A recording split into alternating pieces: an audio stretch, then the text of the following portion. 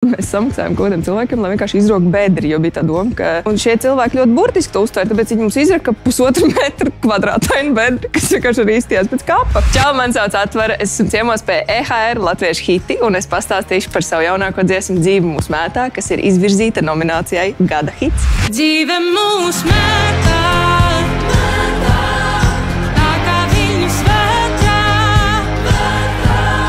Pirmā dziesmas versija, jeb pirmais piedziedājums, to es uzrakstīju pie citiem zēniem nometnē. Tas bija kādu labu laiku apakaļ, un tad es kādu laiku dzīvojos galvā ar to domu, ka es viņu gribu pabeigt to dziesmu. Un tad pajautāju zēniem, zēniem bija absolūti akcepts. Tad mēs sākām ar Džedža Lašu, jeb Jāni Jačmenkinu viņu studijā tur cept. Un tad bija viena diena, kurā mums pievienojās arī Kris no A, kas bija tāda milzīga sakritība, jo mēs viņu vienkārši uzrakstījām, ko dari, nāc ciemos.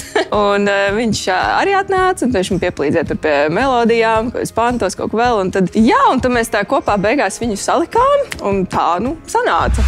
Man visas dziesmas, man šķiet, balstās uz personīgiem stāstiem un pieredzēm. Man iepriekš kaut kādus gadus, kad es esmu rakstījusi citiem dziesmas, tad tas ir bišķi savādāk, jo tad man ieskicē to virzienu. Piemēram, man tur tas ir izdarījis to, un tad es gribu, un tad es ņemu vērā to sāpi, un es viņu lieku iekšā to mākslinieku dziesmās, bet jau es labu laiku vairs nerakstu citiem, un tad, kad es rakstu sev, tad es to savu arī lieku iekšā tajās dziesmās.